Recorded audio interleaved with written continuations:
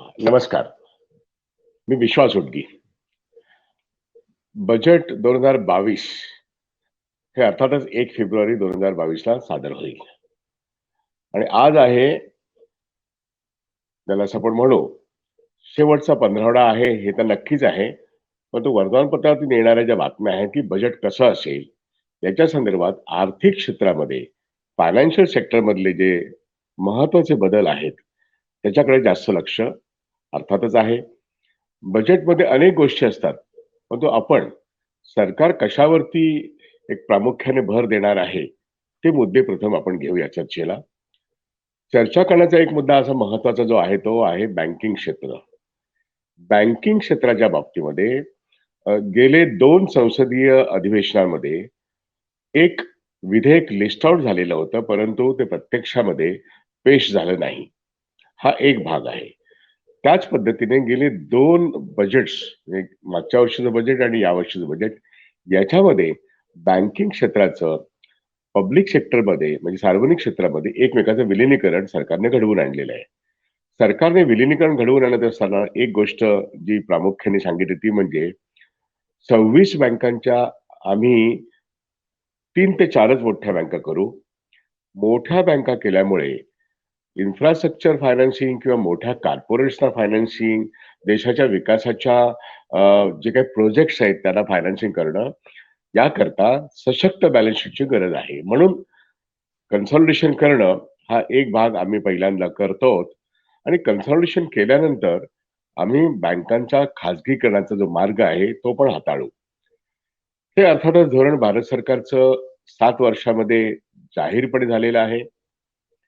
खाजगीकरण बँकांचं करणं हे आधीच्या कुठल्याही सरकारने जेवढ्या प्रकटपणे सांगितलं नाही, तेवढं मोदी सरकारने, मग ते अरुण जेटली असतील किंवा निर्मलाबाई सीतारामन असतील आणि स्वतः पंतप्रधान असतील, हे सातत्याने माध्यमांपुढे येऊन सांगतात. पण नीती आयोग असेल किंवा दीपम असेल, यांच्या मार्फत आम्ही काय करणार आहोत सार्वजनिक क्षेत्रातल्या बँकांचं, हे ते सांगतायत. आता आपण बघितलं की गेल्या 2 बजेटमधून 12 बँका शिल्लक आहेत आणि 12 बँकांमध्ये ज्या बँका आता विलीन झालेल्या आहेत, त्या बँकांविषयी आता आपण चर्चा करतच नाही आहोत. पण 12 बँकांविषयी भारत सरकारने गेल्या बजेटमध्ये जे सांगितलं 1 फेब्रुवारी 2021 मध्ये, की आता आम्ही त्याच्या खाजगीकरणाचा विचार करत आहोत. आणि गेल्या वर्षभरात आपण असंही बातमी ऐकली, नीती आयोगाने सांगितलं आणि दीपमने पण सांगितलं, की सेंट्रल बँक ऑफ इंडिया आणि इंडियन ओव्हरसीज बँक या 2 बँका आम्ही आता विक्रीला काढतो. म्हणजे खाजगीकरणाच्या मार्गावरती नेत असताना आम्ही विक्रीला नेत आहोत. म्हणजे विकून टाकणार आहोत, डिस्पोज ऑफ करणार आहोत. पण एक आपण सगळ्यांनी मिळून लक्षात घेऊयात ही, की राष्ट्रीयकृत बँकांच्या विषयी खाजगीकरण करणं आणि त्याची विक्री करणं, ह्या दोनही गोष्टी केव्हा शक्य आहेत, जेव्हा त्यांनी जे विधेयक तयार केलेलं आहे, ते विधेयक संसदेमध्ये पास झालं तर. मग गेले 2ही संसदीय अधिवेशनामध्ये हे बिल येऊ शकलं नाही. अनेक कारणं असतील, राजकीय पण असतील आणि संसदेतला गोंधळ, जो काही विरोधी पक्षांनी निर्माण केलेला विरोध आणि बाहेर बँक कर्मचाऱ्यांनी, अधिकाऱ्यांनी, युनायटेड फोरम ऑफ बँक युनियन्सनी, ऑल इंडिया बँक एम्प्लॉईज असोसिएशननी एकत्रितपणे पुढाकार घेऊन त्याच्यामध्ये all India bank officers association आहेत, all India bank officers coordination committee आहे, अन्य अनेक संघटना आहेत. या सर्वांनी मिळून एकत्रितपणे या केंद्र सरकारच्या प्रस्तावाला विरोध केलेला आहे. आणि हा विरोध करत असताना संघटना जे म्हणतायत, की सार्वजनिक क्षेत्रातल्या बँका टिकणं हे देशातल्या अर्थव्यवस्थेच्या दृष्टीने अत्यंत महत्वाचं आहे. या गोष्टीला अव्वल दर्जाचं महत्व आहेच.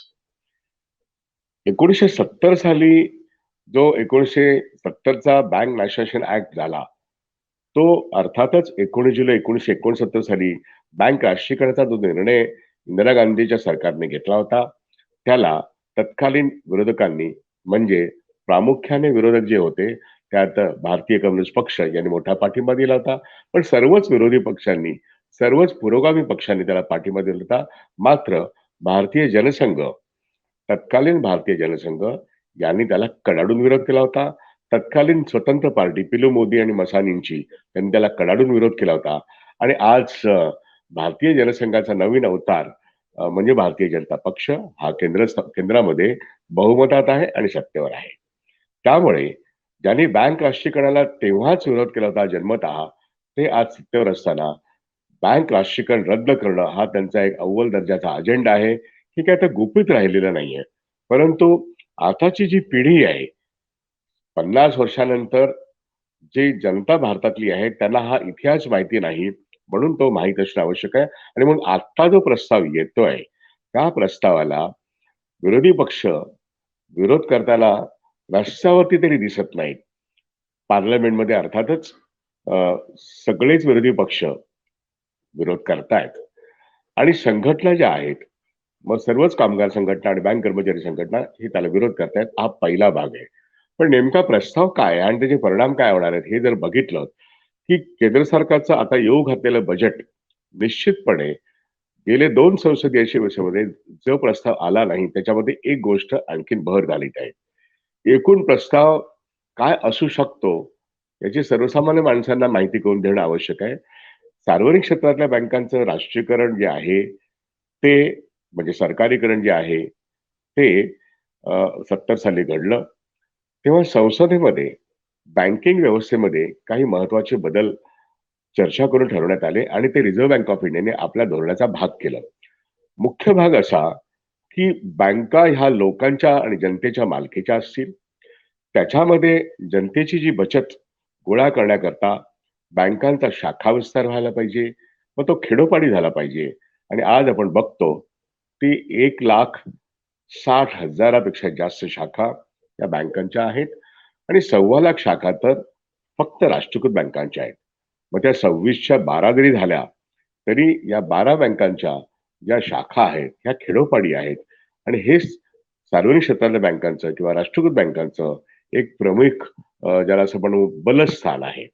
खेडोपाडी पोहोचणं, शाखांच्या मार्फत जाणं आणि लोकांना सेवा देणं, त्यातून त्यांनी आत्तापर्यंत जी काही बचत गोळा केलेली आहे आणि जी काही कर्ज दिली आहेत, त्यामुळे या सार्वजनिक क्षेत्रातल्या बँकांनी सर्वसामान्य लोकांना सक्षम करणं, आत्मनिर्भर करणं, रोजगार पुरवणं हे तर केलेलंच आहे. पण शेती व्यवस्था त्याला 40% चा अग्रक्रमाचा कर्ज पुरवठा सुद्धा केलेला आहे. ही एक ठळक वस्तुस्थिती का शक्य झाली? कारण तो कायद्याचा भाग आहे आणि तो संसदेतल्या कायद्याच्या चर्चेनंतर झालेला भाग आहे.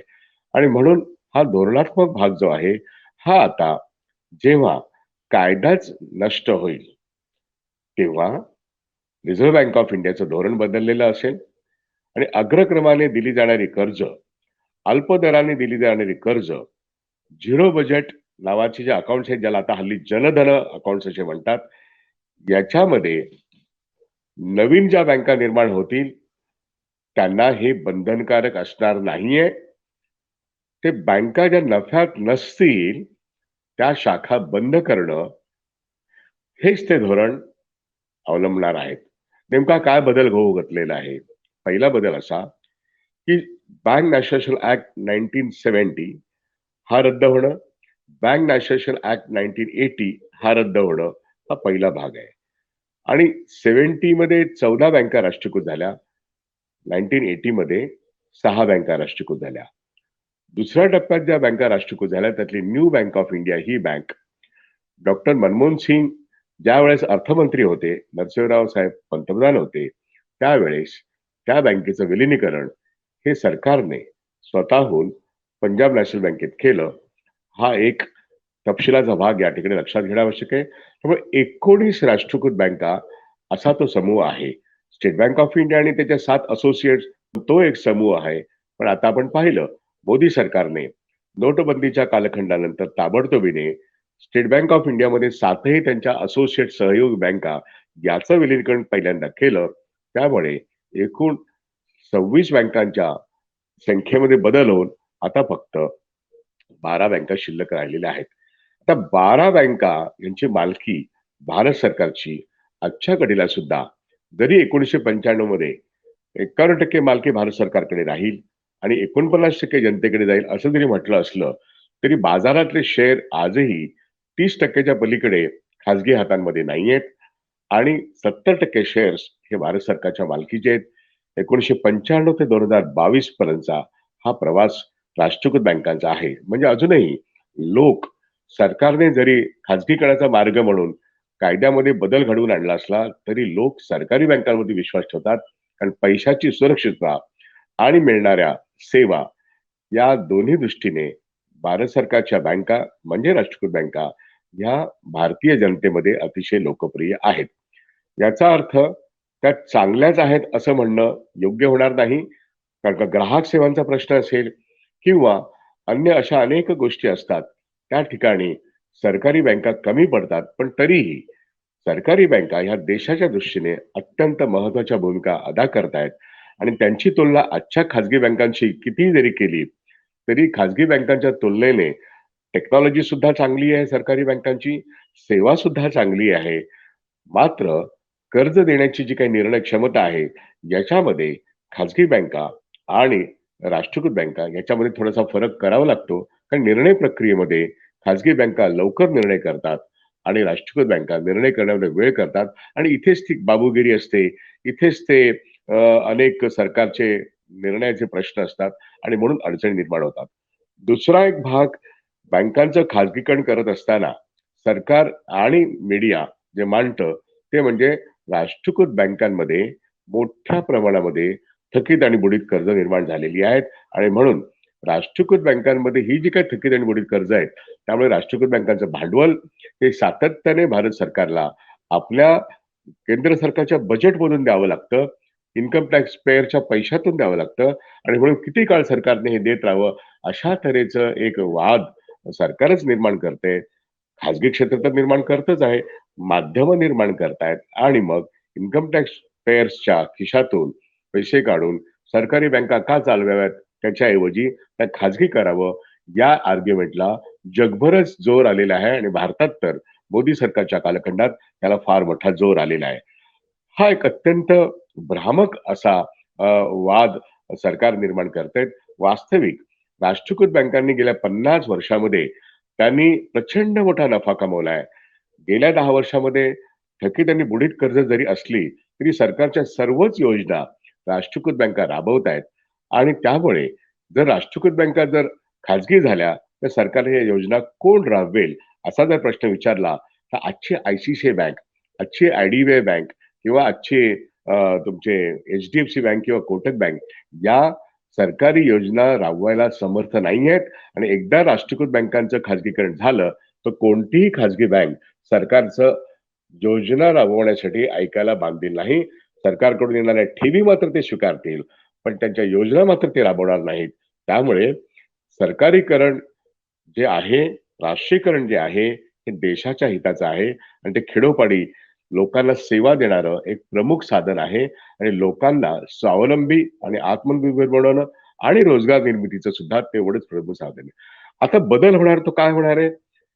जी संसदेमध्ये 2 विधेयकं आहेत, त्या विधेयकांमधून सरकारला जे मांडायचे त्याचा अर्थ असा, की सरकार या दोनही म्हणजे बँक राष्ट्रीयकरण कायदा 1970 आणि 1980 याच्यामध्ये आमूलाग्र बदल करेल आणि बँका मुळात सरकारी नियंत्रणाच्या बाहेर काढून इंडियन कंपनीज ऍक्ट 1956 आणि त्याची पुन्हा एकदा सुधारणा होऊन 2013 मध्ये जो भारतीय कंपनी कायदा आहे, त्या कायद्याच्या अंतर्गत संपूर्ण बँकिंग व्यवसाय आणणं हा भारत सरकारच्या एकूणच खाजगीकरणाचा जो प्लॅन आहे, त्याचा भाग आहे.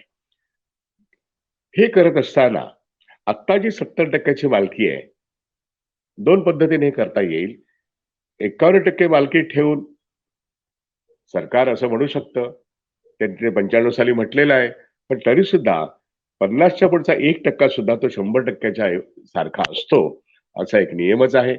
म्हणून 70% मालकी असून सुद्धा सरकार जर स्वतःच निर्णय करत असेल, की मी आता 51% च्या खाली जाण्याचा निर्णय करतोय आणि 51% च्या खाली किती जायचं? तर 26% मालकी ही भारत सरकार स्वतःकडे ठेवू पाहते आणि 74% मालकी ही जनतेमध्ये खाजगी मोठे उद्योगपती आणि विदेशी गुंतवणूकदार यांना हे 74% बाजाराच्या मार्फत देऊ पाहते. आत्ता जी नुकतीच आलेली बातमी आहे, की 74% भाग भांडवलापैकी 20% फॉरेन इन्स्टिट्यूशनल इन्व्हेस्टर्स ज्यांना ऑलरेडी आहे.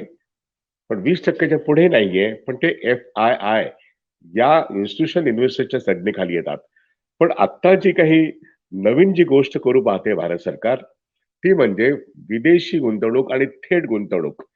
ही गुंतवणूक जशी संरक्षण क्षेत्रामध्ये त्यांनी आणलेली आहे, अन्य खाजगी क्षेत्रामध्ये थेट विदेशी गुंतवणूक आलेली आहे. तशाच पद्धतीने सार्वजनिक क्षेत्रातल्या बँकांमध्ये थेट विदेशी गुंतवणूक आणणं आणि ती 74% आणणं आणि भारत सरकार स्वतः 26% स्वतःचा मालकी हक्क ठेवेल. पण तो काय म्हणून असेल? तो मालक म्हणून असणार नाही, तर तो सर्वात मोठा गुंतवणूकदार म्हणून 26% असेल, असं भारत सरकारचं या नवीन विधेयकामार्फत प्रतिपादन संसदेच्या पटलावरती आहे. म्हणजे 26% गुंतवणूकदार भारत सरकार, तो बँकांचा मालक नाही.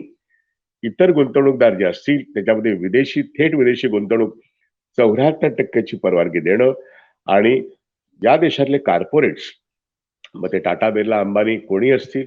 त्याचबरोबर विदेशी ज्या बँका आहेत, बार्क्लेज बँक आहे, डॉइश बँक आहे, Deutsch bank of Singapore bank आहे, डेव्हलपमेंट बँक ऑफ सिंगापूर आहे किंवा चार्टर्ड बँक आहे, ग्रीनलेज बँक आहे, एच-एस-बी-सी बँक आहे, चेज मॉर्गन बँक आहे. अशा अनेक बँका युरोप आणि अमेरिकेत ज्या कामात आहेत आणि भारतात सुद्धा त्यांचं अस्तित्व कुठे रिप्रेझेंटेटिव्ह कॅरेक्टर म्हणून आहे. हे सगळे लोकं बँकिंग व्यवस्था ज्या 12 बँका शिल्लक आहेत, त्या 12 बँकांमध्ये जेव्हा 74% भाग भांडवल थेट विदेशी गुंतवणुकीच्या रूपात येईल, तेव्हा भारतीय बँका 24 तासात, होय 24 तासात त्या हायजॅक होऊ शकतात. त्याच्यावरती मालकी हक्क मार्केटमध्ये प्रस्थापित होऊ शकतो. हा एक धोका आहे. हा एक मोठा धोका आहे. खाजगीकरण करत असताना जेव्हा कायद्यांमध्ये बदल होतो, तेव्हा जे निर्माण केलेलं 50 वर्षापूर्वीचं क्षेत्र आहे, ते आता इतक्या क्विकली विदेशी भांडवलाला आणि देशी भांडवलाचा जो संकर झालेला आहे, त्यांच्या हाती जाणं हा एक धोका आहे. आणि मग आता आय-सी-सी बँक आणि एच-डी-एफ-सी बँक आपल्याला 2 मोठ्या दिसतात. त्यानंतर ज्या मोठ्या बँका दिसतील, तेव्हा आय-सी-सी-आय ही अत्यंत पिग्मी असेल किंवा एच-डी-एफ-सी ही सुद्धा अत्यंत पिग्मी असेल. किंबहुना त्यांच्याही अस्तित्वाला मोठा धोका निर्माण होऊ शकतो, जेव्हा हा बदल पार्लमेंटमध्ये होईल. मुख्य बदल भारत सरकार जेव्हा स्वतःची मालकी सोडून देते, तेव्हा राष्ट्रीयकृत बँकांनी 1970 नंतर या देशाच्या अर्थव्यवस्थेमध्ये 2/3 अर्थव्यवस्थेमध्ये जो वाटा आहे, एकूणच राष्ट्रीयकृत बँकांमुळे किंवा पब्लिक सेक्टरमुळे त्या वाट्यालाच मुळात धक्का निर्माण होतोय. हा पहिला भाग.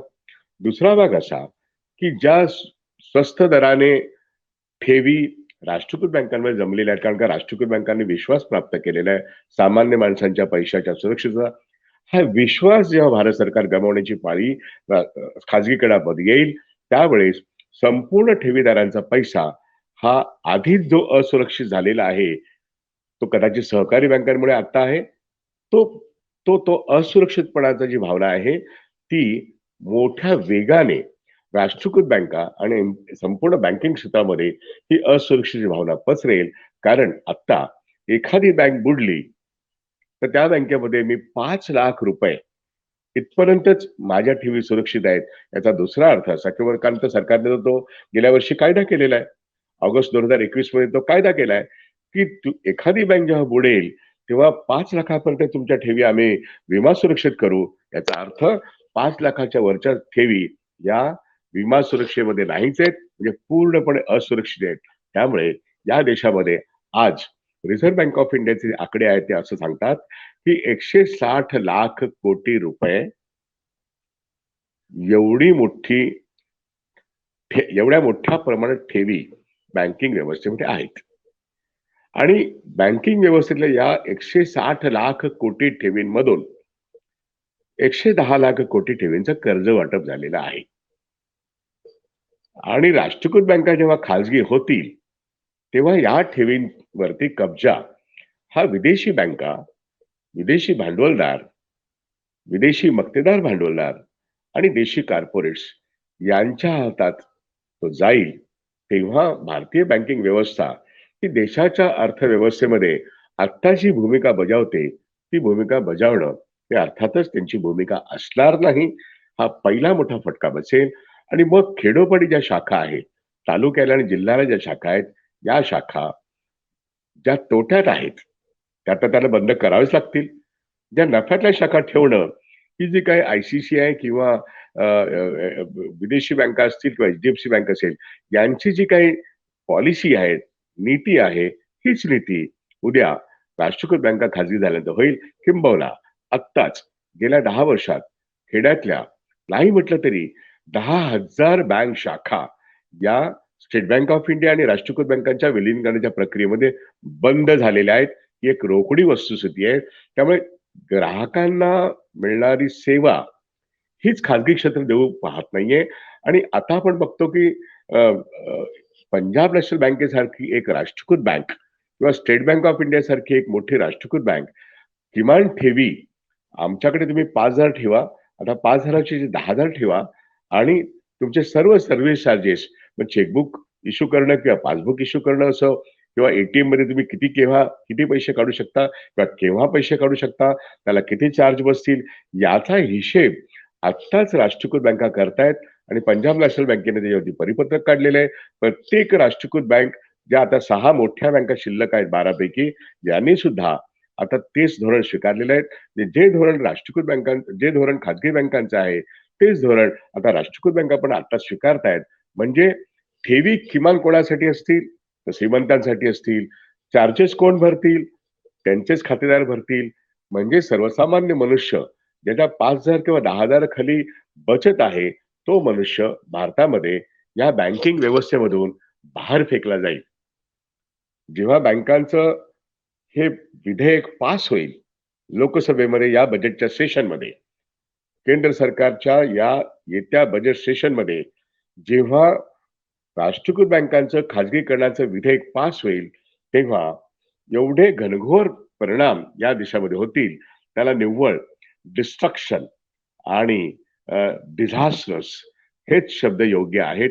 भारतीय अर्थव्यवस्थेची वाताहतीला सुरुवात होणं अशी ती प्रक्रिया असेल आणि सरकार एका बाजूने 6,00,000 कोटी asset monetization pipeline, national pipeline काढू इच्छिते. म्हणजेच संपूर्ण सरकारी क्षेत्र विकायला काढणं असा जेव्हा नीती आयोगाचा कार्यक्रम दीपमच्या मार्फत, दीपम म्हणजे सरकारचं एक ते खातं आहे, ॲसेट विक्री करण्याचं, जशी भलामण नरेंद्र मोदी करतात. आता त्याच्यामध्ये राष्ट्रीयकृत बँकांपैकी सेंट्रल बँक आणि इंडियन ओव्हरसीज बँक गेल्या वर्षभरामध्ये त्यांनी प्रयत्न केला. ते जमलं नाही. कारण कायद्यातले हे जे बदल आहेत, हे संसदेमध्ये पास व्हायचेत. म्हणजे 26% मालकी हक्क स्वतःकडे ठेवणं नंबर 1 ची गोष्ट. नंबर 2 ची गोष्ट 74% मालकी हक्क ह्याच्यामध्ये थेट विदेशी भांडवल आणणं आणि आता जे 20% फॉरेन इन्स्टिट्यूशनल इन्व्हेस्टर्सचा टप्पा आहे, त्याच्याऐवजी सरळ-सरळ एफ-डी-आय आणणं असा सरकारचा रोख दिसतो आणि याच्याकरता कायद्यांमध्ये त्यांनी नवीन बदल घडवण्यात आलेले आहेत. हे महत्वाचे जे बदल आहेत, त्याचा दूरगामी परिणाम या देशाच्या अर्थव्यवस्थेत होतोय आणि म्हणून इतक्या तपशिलात जाऊन हे समजावून घेणं आवश्यक आहे. जेव्हा राष्ट्रीयकृत बँकांचं खाजगीकरण होईल, तेव्हा संपूर्णच बँकिंग व्यवसाय हे इंडियन कंपनीज ऍक्टमध्ये येईल आणि तेव्हा सरकार कंपन्यांना काही सांगू शकत नाही. तसं उद्या reserve bank of India regulator म्हणून त्यांची भूमिका असेल, सुपरवायझर म्हणून सुद्धा त्यांची भूमिका असेल. पण आज ज्या पद्धतीने राष्ट्रीयकृत बँकांवरती जे नियंत्रण आहे किंवा सुपरविजन आहे, त्या पद्धतीने खाजगी बँकांवरती करताना रिझर्व्ह बँक ऑफ इंडिया पण दिसत नाहीत. काही दंड करून मोकळे होतात जेव्हा व्हायोलेशन होतं तेव्हा. आणि जेव्हा इंडियन कंपनी ऍक्ट खाली सगळ्या बँका येतील, तेव्हा त्याचं मार्केटमध्ये सेबी हे नियंत्रण करेल. SEBI will become the regulator of the banking system as far as market is concern आणि बँकिंग रेग्युलेटर म्हणून बँकिंग सिस्टमचा सुपरवायझर आणि रेग्युलेटर म्हणून अर्थात रिझर्व्ह बँक ऑफ इंडिया राहील. त्यामुळे 2 रेग्युलेटर या ठिकाणी काम करताना आपल्याला दिसतील आणि या ठिकाणी पैसा हा राष्ट्रीयकृत बँकांमध्ये जो येतोय त्याच्यावरती विदेशी बँकांचा कब्जा असेल, विदेशी भांडवलदारांचा कब्जा असेल. त्यामुळे श्रीमंतांसाठीच आपली बचत ही वापरली जाईल आणि त्याच्यामध्ये कोणत्याही अग्रक्रमाने कर्ज देण्याचा अधिकार सरकारला नसेल, रिझर्व्ह बँक ऑफ इंडिया नसेल. त्यामुळे संपूर्ण कर्ज वाटप हे मायक्रो फायनान्स कंपन्या, संपूर्ण कर्ज वाटप हे स्मॉल फायनान्स कंपन्या किंवा संपूर्ण कर्ज वाटप हे अर्थातच खाजगी आणि विदेशी बँकांच्या हातात असेल. आणि मग आपण विचार करा, आत्ताचे व्याजदर नियंत्रित पद्धतीने काही प्रमाणामध्ये आरबीआयला दडपण आहे, सरकारचं दडपण आहे, जनतेचं दडपण आहे, की ते 7% पुढे ठेवींवरती व्याजदर देत नाहीत. तसं कमी व्याजदराने घर कर्ज देतात किंवा कमी व्याजदराने इतर कर्ज पण मिळू शकतात. जेव्हा नफ्यासाठीच कर्ज द्यायची आहेत, तेव्हा मग किमान कर्ज 12% 18% हे जे काही मायक्रो फायनान्स कंपन्या देतात, तीच जर संपूर्ण बँकिंग व्यवस्थेची रीत बनणार असेल, तर कर्जावरचे दर हे सावकारी जसे असतात, म्हणजे 18% ते 36% अशा पद्धतीचे व्याजाचे दर ह्या संपूर्ण बँकिंग व्यवस्थेत निर्माण होतील, ज्याच्यावरती रिझर्व्ह बँक ऑफ इंडिया काहीही करू शकणार नाही आणि भारत सरकार तर काही करणार नाही, हेच त्यांनी जे जाहीर केलेलं आहे. त्यामुळे देशाचं सर्वसामान्य जनता 80% जनता जी या जिल्ह्यात, तालुक्यात आणि खेड्यात राहते, ज्यांना राष्ट्रीयकृत बँक एक मोठा आधार आहे. विशेष करून शेतकऱ्यांना जो मोठा आधार आहे, तो आधार सरकार काढून घेत आहे. सबसिडी त्यांनी केव्हाच काढून घेतलेली आहे. परंतु स्वस्त दराने मिळणारी कर्ज, त्याचा आधार म्हणजे राष्ट्रीयकृत बँका हे काढणार आहे. त्यानंतर सहकारी बँका संपायला किती दिवस लागतील? रिजनल रुरल बँका संपायला किती दिवस लागतील? का रिजनल रुरल बँका म्हणजे ग्रामीण बँका त्या 56 आहेत. याची स्पॉन्सरशिप 1976 सालापासून राष्ट्रीयकृत बँकांनीच केली आहे. जेव्हा राष्ट्रीयकृत बँका राहणार नाहीत, तेव्हा रिजनल रुरल बँक यांचं अस्तित्व सुद्धा भारत सरकार स्वतःहून त्याही कायद्यात बदल करेल आणि त्यांचंही एक तर स्मॉल फायनान्स बँक किंवा मायक्रो फायनान्स बँक अशा तऱ्हेचं त्यांचं परिवर्तन होईल. मोठ्या सहकारी बँका कदाचित काही काळ टिकतील, पण त्यांनाही रिझर्व्ह बँक ऑफ इंडिया आता ज्या पद्धतीने पी-एम-सीचं परिवर्तन करून युनिटी स्मॉल फायनान्स बँकेकडे ती सोपवली जाते, त्याच पद्धतीने जवळ सर्वच चांगल्या आणि वाईट सहकारी बँकांना खाजगीकरणाकडे ढकललं जाईल. सहकार क्षेत्र शिल्लक राहील की नाही, असा एक प्रश्न नजीकच्या भविष्यामध्ये निर्माण होऊ शकतो. त्यामुळे राष्ट्रीयकृत बँकांचं खाजगीकरण हा किती मोठा धोका भारतीय अर्थव्यवस्थेला आहे, भारतीय जनतेला आहे, भारतीय कष्टकऱ्यांना आहे, भारतीय मध्यम वर्गाला आहे आणि आपला पैसा जो मोठ्या प्रमाणामध्ये 160 लाख कोटी एवढ्या मोठ्या प्रमाणात हे प्रमाण का सांगावं लागतं वारंवार? कारण का 200 लाख कोटीच्या आसपास आपण 2019 मध्ये आपला जी-डी-पी आहे आणि बँकांमधल्या ठेवीच मुळात 160 लाख कोटी आजच्या घडीला पण आहेत. एवढी स्वस्त दराने मिळणारी कर्ज जगामध्ये कुठेही नाहीत.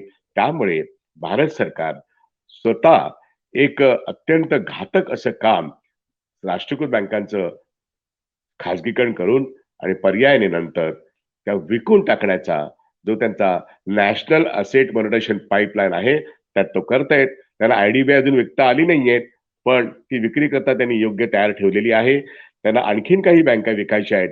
पण जोपर्यंत कायद्यातला हा बदल पूर्ण होत नाही आणि तो या 1 फेब्रुवारीच्या बजेटमध्ये त्यांचा करण्याचा मानस आहे. याच्या विरुद्ध विरोधी पक्ष लढतीलच, पण त्याचबरोबर सर्वसामान्य लोकांनी सुद्धा आपल्या आयुष्यामध्ये एक फार मोठं संकट निर्माण होईल, हे लक्षात घेऊन त्याचा विरोध केला पाहिजे आणि म्हणून मॅक्स महाराष्ट्राच्या मार्फत हा एक व्हिडिओ मी आपल्यापुढे आणतो. त्याचा उद्देश एवढाच आहे, की बँकिंग सारख्या प्रश्नावरती बँक राष्ट्रीयकरण ह्या देशाचं एक अत्यंत ऐतिहासिक आणि महत्वाचं पाऊल इंदिरा गांधींच्या कालखंडात निर्माण झालं. त्याला भारतातल्या सर्व पुरोगामी आणि डाव्या पक्षांचा आणि कामगार संघटनांचा पाठिंबा होता आणि त्यामुळे देश मोठा झाला, सार्वजनिक क्षेत्र मोठं झालं. आता बँकांचं राष्ट्रीयकरण रद्द करणं हे जे कंकण नरेंद्र मोदी सरकारने पूर्वीचा भारतीय जनसंघ, आताचा भारतीय जनता पार्टी यांचा जो राजकीय अजेंडा आहे, तो त्यांचा अनफिनिश अजेंडा आता ते लिबरलायझेशनच्या या टप्प्यावरती, जागतिकीकरणाच्या या टप्प्यावरती ते पूर्ण करतायत आणि हे या देशाच्या दृष्टीने हा एक फार मोठा धोका आहे. मी इथेच थांबतो. धन्यवाद.